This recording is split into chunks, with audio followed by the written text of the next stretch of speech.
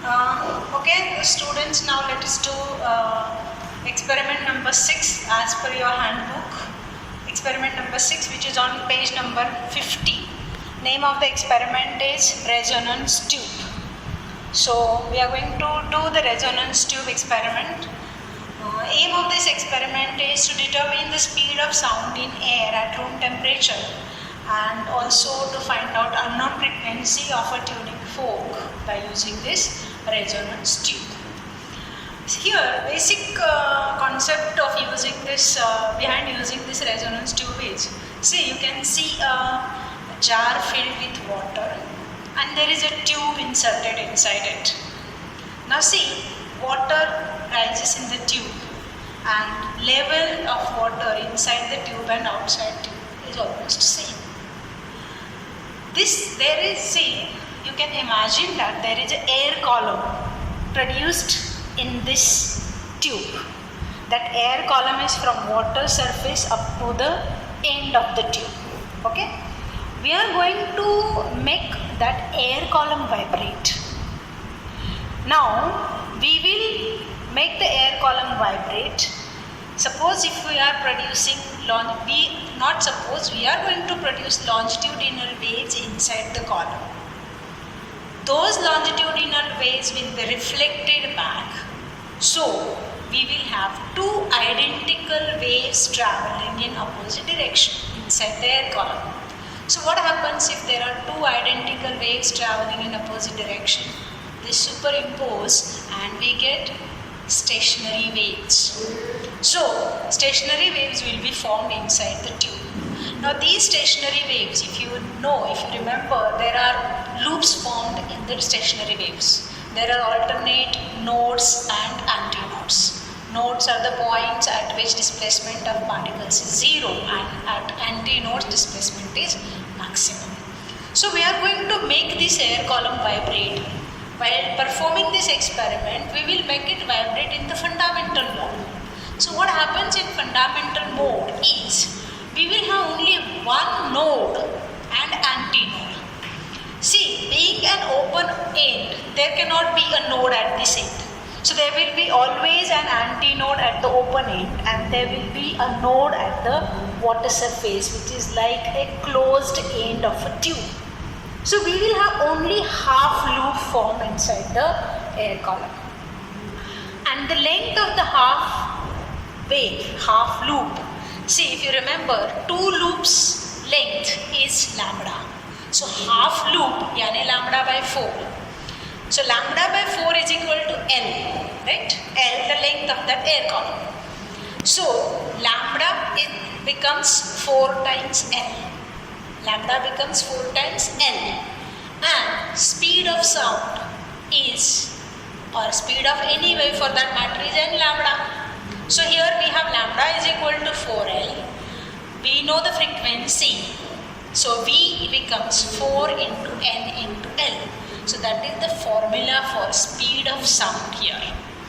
Now this L will have to change a little bit. I'll explain how to change it. Now, how will we make the air column vibrate? For that, we will be using the tuning forks. See here, you are given 5 tuning forks of known frequencies. This is the highest frequency fork.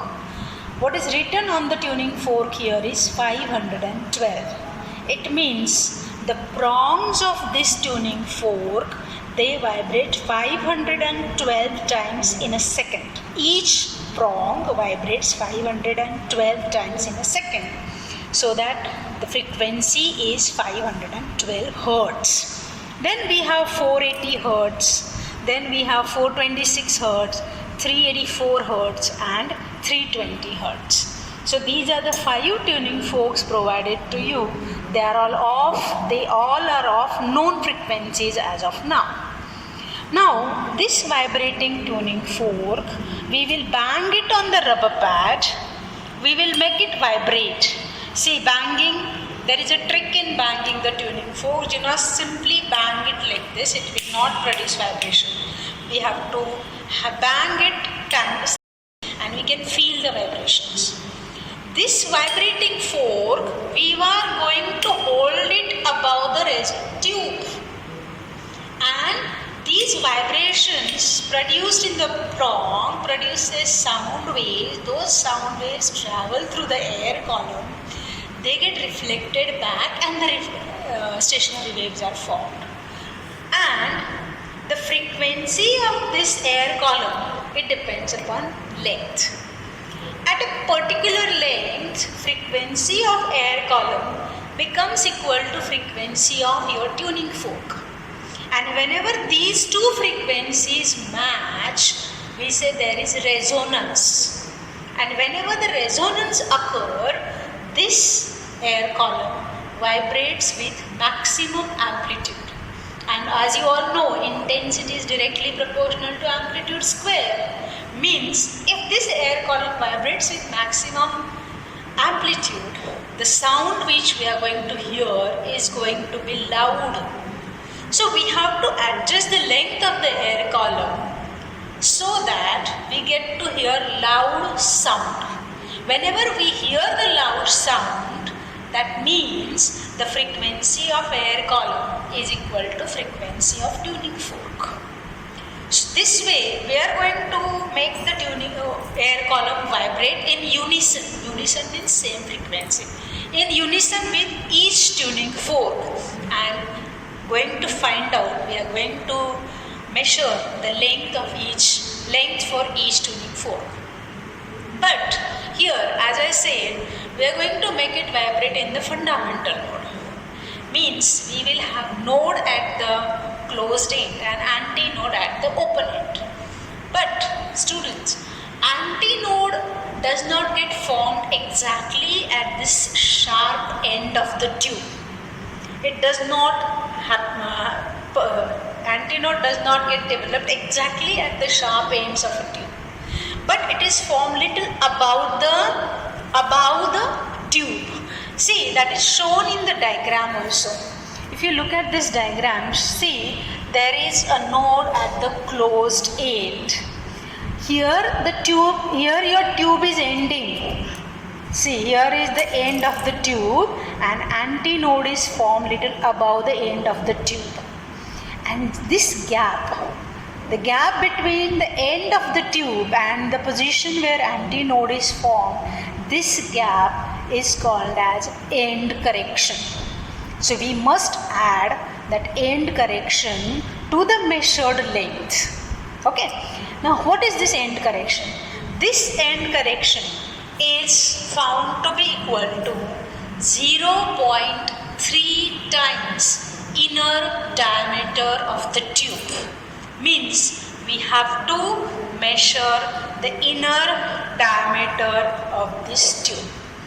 To measure the inner diameter of the tube, we are going to use this vernier calipers. Do you all remember? We have performed experiments. We have understood the use of vernier calipers in 11th standard. This is the main scale, right? There is every 1 centimeter is divided into 10 equal divisions on the main scale. So value of smallest division on main scale is 0.1 centimeter. Then look at the scale inside this window. This is called as vernier scale. In this vernier scale, first line is called as vernier scale 0, and then we have 10 equal divisions on the vernier scale.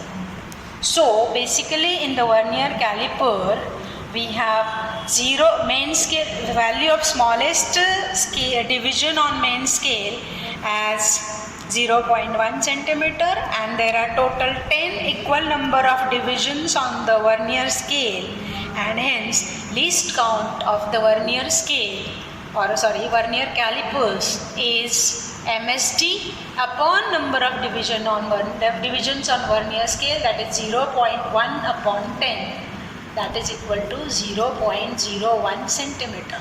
So the least count of the vernier calipers is 0.01 centimeter.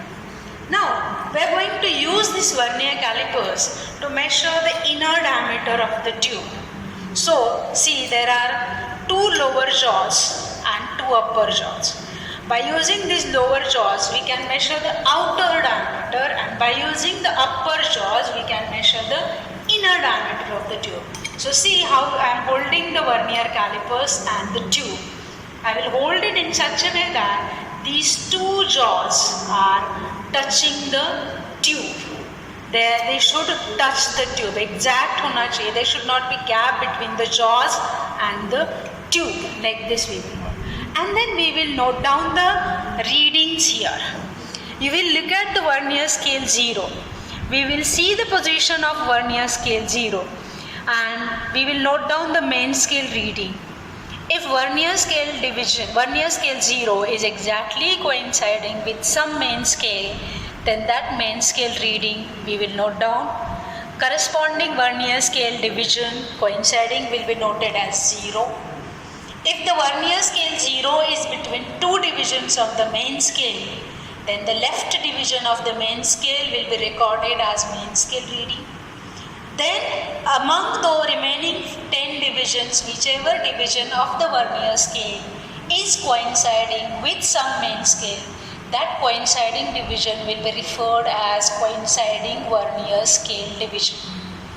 And MSR, main scale reading, plus vernier scale reading means vernier scale division into the least count, that gives us vernier scale reading. So MSR plus VSR, that gives us TR, that is total reading, that is nothing but the inner diameter of the tube. So now see, my main scale, vernier scale 0 is exactly between 3.4 and 3.5. Means the main scale reading will be 3.4 and I am getting coinciding division as 4. So the total reading will be 3.4 plus 0.04, that is 3.44 centimeter. That would be one of the diameters of the tube. Like this, I will take the diameters at 3 different places. All the 3 diameters will be approximately same, and then we will find out nearly same. We will find out the average inner diameter of the tube. Then average inner diameter into 0.3, that gives us end correction to be added with each measured reading so as to get corrected resonating length. Now if you look at the observation table here we'll have first column for frequency. Then there are 3 columns for L1, L2, L3 for length of air column, that is the resonating length of air column, for which we get to hear maximum length, then maximum intensity of sound, then mean L, then corrected length capital L in small l plus end correction, then reciprocal of length, and then L into L table is the column is there. So now how to do it? See, in this experiment there is a trick. Trick means it doesn't give you result directly, but it makes things happen smoothly basically and fast also, because when we perform it during exam, we are always under tension, and if you don't get reading on time, we get panic. So to avoid that panic, what you have to do is hold the rubber pad in the left hand if you are writing. Left hand में ऐसे पकड़ो. Keep these 2 fingers free, and as far as possible, keep the resonance tube, this setup on the stool near you, so that it is convenient also. Now see what I am doing here. With the right hand, I have loosened this screw so that I am able to move the tube up and down. In the left hand, between these 2 fingers, I have placed the tube. See again, these 2 fingers I am using, and I will hold the tube like this. Okay, now what I have to do here is, why I am doing it like this, basically bang the fork and hold it above the tube. Now don't put the tuning fork like this. There should not be a gap.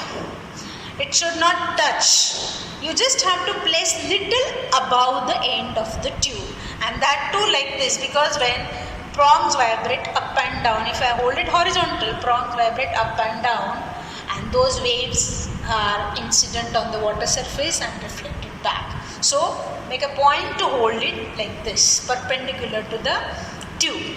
See here?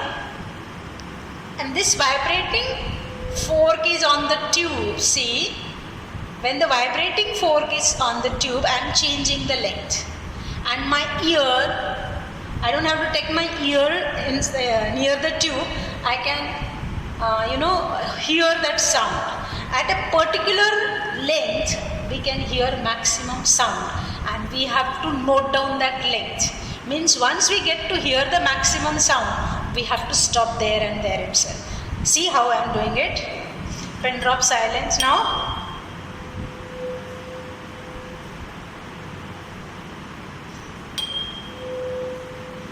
Okay, now see, I heard that loud sound here, so I will fix the tube here itself.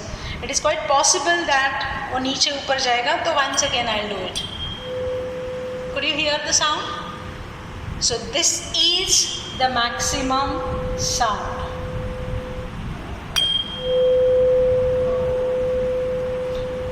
See children, this sound does not depend on how hard you bang. It depends majorly on the length of the column. If I take even little above it, I may not get the loud sound. You want to test it? Wait, I'll do it. See here, मैं थोड़ा सा ऊपर जाती हूँ. See, it fades. It will be, you will get it only in the second mode of vibration. But हम लोग इसको fundamental mode में ही reading लेना है, तो we will start from minimum length. See, I'm getting it here, so I'll fix it here, and once again I'll test. This is the sa of your sare gama. Okay, fix कर लेते हैं. Now we are supposed to measure the length of the air column. Obviously length कहाँ से कहाँ होगा? Water surface से लेके end of the tube. But we will not put it the scale inside. बाहर से ही लेंगे हम लोग, क्योंकि level as in this is not very fine bore as such नहीं है, बड़ा ट्यूब है, तो बाहर का लेवल और अंदर का लेवल ऑलमोस्ट सेम रहेगा. तो you can use the normal scale provided to you, but mind the scale is calibrated on both sides. तो वन ये साइड में मेरा यहाँ पे मैंने ऐसे पकड़ा तो इधर वन है, तो I obviously I think only about this side of the length. Okay, अगर मैं रिवर्स करूँगी तो ये साइड पे आ रहा है. तो what I will do is, देखो, I will just touch the scale to the water surface. Just touch करूँगी, ओके, जस्ट टच करना है. और इधर मैं स्केल इधर टच कर दिया. टच हो रहा है ना, वाटर को टच हो रहा है, राइट? देखो वो पानी में थोड़ा सा ये हुआ ना, डिस्प्लेसमेंट हुआ ना मतलब. और यहाँ पे एंड ऑफ द ट्यूब देखो, look at this end of the scale at the end of the tube. It is exactly 15.4 centimeter. Is that clear? बराबर है. So measured length L1 is 15.4 centimeter. I'll redo it. I'll take one more set of readings for the same tuning fork. But here I had actually started from less length. Now I'll go a little higher. थोड़ा सा ऊपर जाऊँगी and then I'll come down.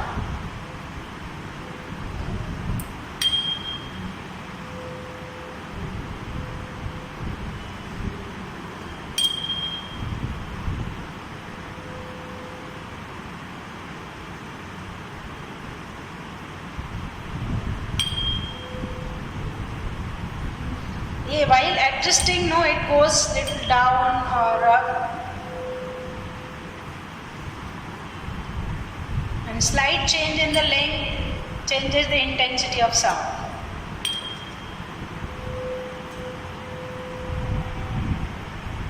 Fix it here. Measure the length. Same tuning fork के लिए मैंने second reading लिया है. नीचे वाटर सरफेस, वाटर को टच हो रहा है, स्केल मेरा सरफेस को टच हो रहा है, और यहाँ पर मुझे मिल रहा है 15.7 ना. Just a minute, I am not able to see from this side. कितना है? यस, 15.8 है. Okay, so now I got L2 for the same tuning fork. L2 is 15.8 centimeter. This was the second measured length. Earlier one was 15.4, now it is 15.7. We are supposed to take mean of these two lengths. So 4 and 7, mean will be 5.5, correct? Then 15.55 will be the measured length. We have to add end correction with it. If, as of now, for simplification purpose, suppose if the inner diameter is 3.5 centimeter, then the end correction, if we multiply it by 0.3, end correction will be 1.05 centimeter, right? So 15.55 plus 1.05, that will be 16.60. That will be the corrected resonating length for 512 Hertz frequency. This is first reading. Then I will decrease the frequency. Now I have taken a second tuning fork whose frequency is 480 Hertz. I will repeat the procedure. I will start from that length itself, go on increasing the length when the vibrating fork is on the tube itself. At one particular length, your air column will vibrate with maximum intensity. We can hear the loud sound. Ray. This is the ray of Saregama. Could you all hear it? And I will record this length corresponding to 480 Hertz.